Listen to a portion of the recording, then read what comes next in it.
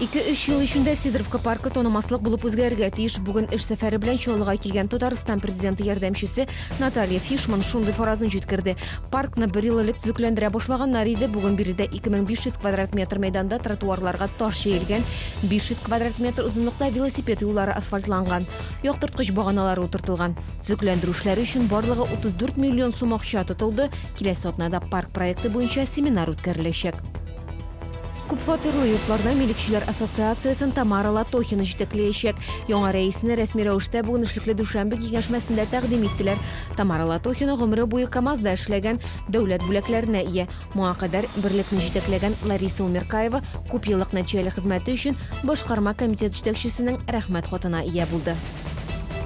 Su sportu türləri boyunca dünya çempionatı tamamlandı. Çempionat nəticələri boyunca yüzüdəgi en yaxşı komanda bulub Amerika Qoşma Ştatları tabıldı. Әлеге ил yüzüçüləri 23 medal yauladı.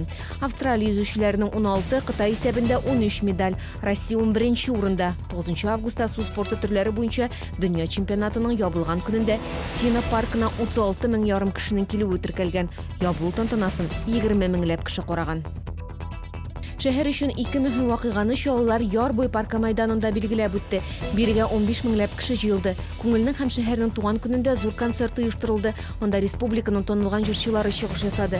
Şehir Başkarma Komiteti җитәкчесе Nail Мәгдиев şehirnin birden-bir Tatar radiosu hizmetkarlarına rahmet xatlары topşırdı. Bayram salut bilen tөгәлләнде. Bu ham boshqa xabarlar turында tулырак яңалыкларның кичке чыгарылышында ул 19 saat 10 minutda efirga чыга.